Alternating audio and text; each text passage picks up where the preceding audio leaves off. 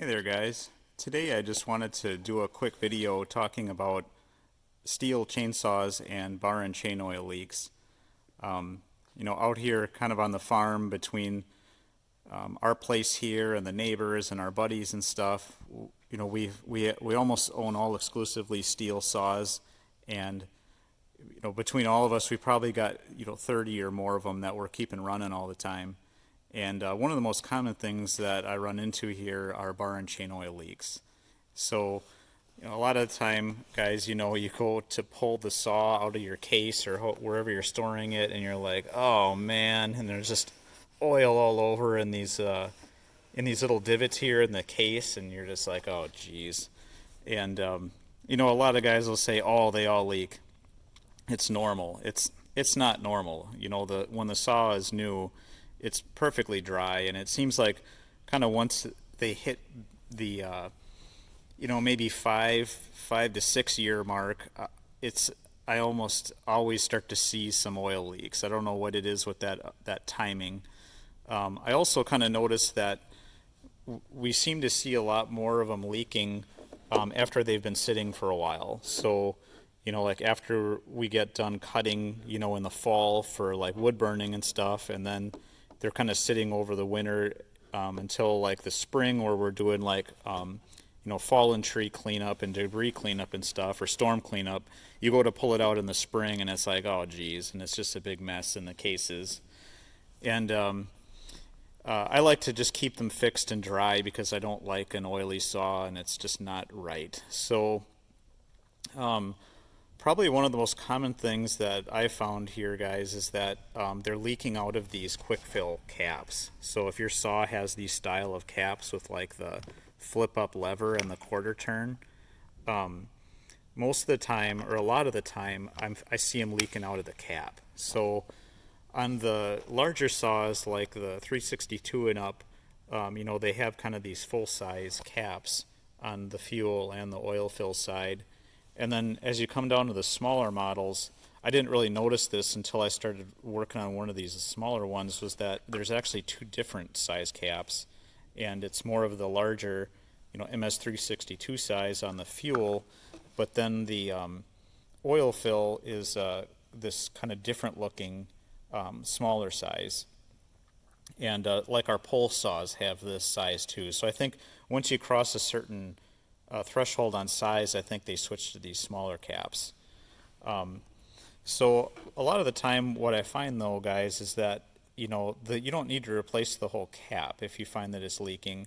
It's really just the O-ring is leaking, over time, and after insertion and pull out, and if you're pulling them in and out over several years, and the O-ring just kind of gets ground down on the ID, or the bar and chain oil or its additives attack the O-ring over time. I don't know what happens, but eventually they start to leak past this O-ring. So instead of replacing this whole cap, which is pretty expensive direct from the dealership, you can just replace the O-ring. So on your guys' saws that have the larger style O-ring, I found that larger one, this is the Stihl part number on it, this 9645 948 7734, and the smaller size O-ring, it's actually a 3 millimeter cross section with a 23 millimeter ID, and this is the Stihl number on those. This is that 9645 948 2470 is the size, so, or is the part number.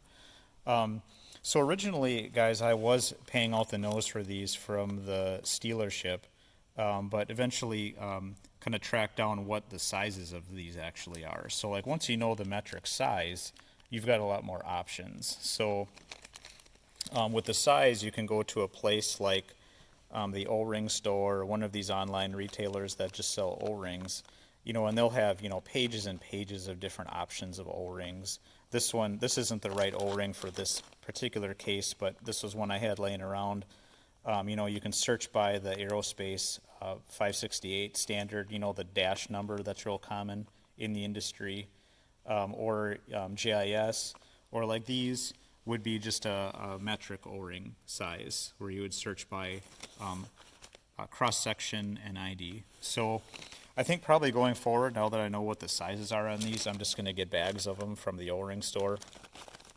And I would also say, guys, once you know the size, just when you take these out and you kind of squish them, I don't have a durometer tester, or I don't own one, but kind of just by feel, they feel like about a 70 durometer O-ring, a standard.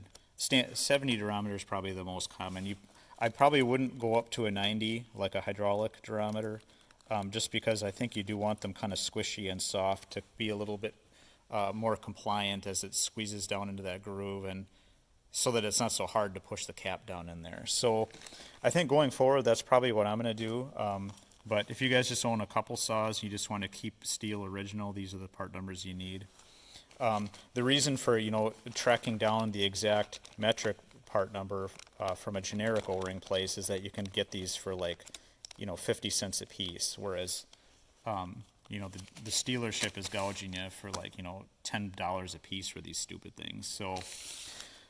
So yeah, that's the O-ring thing there, guys. To get the O-rings off of there, some of these have like a kind of like a triangular shaped stopper that kind of inserts into the oil tank that you've got to like turn 90 degrees and pull out. Some of them have, like this one is down below the oil level right now, but it's got a little slot with a little ball on the end of the string that you got to push out with a screwdriver. And once you have the cap assembly out of there, you can just weasel the O-ring off the end and push it this way, to get it off, and then put the new one on. I like to use a pick like this, a snap-on like mini pick for these O-rings, and this is the tip style that I like the best for getting O-rings off. It really lets you really get under the O-ring and slide it off. So once you kind of get the edge up and get the O-ring off and the new one on, I'll also use this tip here, and when the new one's in place, I'll stick it underneath the O-ring and run it all the way around the whole circumference once or twice, just to take any twist out of the O-ring. Because if you twist it as you're rolling it on there, it's also not going to live as long. So I guess to start with, guys, when you're trying to figure out, is this thing leaking from the cap or is it leaking from somewhere else? Normally what I'll do is like I'll take like a paper towel and roll it out, and take the saw and clean the saw up really good. Like use a brake cleaner, or pressure wash it, or and sometimes you might have to disassemble some covers to get all the oil wiped off, but you got to get the saw really clean first. And it's a big mess because the whole bottom of the saw will be covered in oil, and there'll be oily sawdust everywhere. So I mean, it's a messy job, but to figure out where it's leaking, you got to get it clean first, and then once you have it clean, set it on a paper towel overnight, and come out in the morning and then see if you can see where the oil is running out. So if you store your saw in its normal position with this facing down, normally if it's leaking out of the cap, you'll start to see a little bit of weeping around here. If it's leaking bad, it'll be obvious, but sometimes it'll just start collecting around this bottom lip.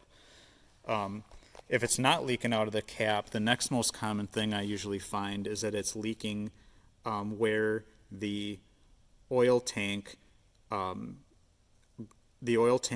comes out. There'll be a little grommet that accepts a hose that feeds the oil pump. A lot of times, if it's leaking down here in this area, it's leaking out of that tank grommet. And then probably maybe the least likely thing I found is that it's actually leaking out of the oil pump itself. So I do have a Stihl electric saw that I'm working on down at the other shop, and maybe I'll finish this video up showing where that one was leaking, just to maybe give you a better visual of that tank grommet and the oil pump. So I'll be back in a second here. Alright guys, I'm down here in another location where I've got one of these electric MSA 140Cs apart here on the bench. This is an electric saw. I don't really use this one that much, but my son will use it kind of when we're limbing, when he's helping me out, and I think these electric saws are kind of a joke, but for farm use anyway. But I do think that they're easy to handle for kids and adolescents, and it is kind of a good platform for kind of learning the mechanics of using a saw, and it's not too overpowered or heavy for them to kind of ease into how to use a chainsaw. But anyway, I've got this one apart here.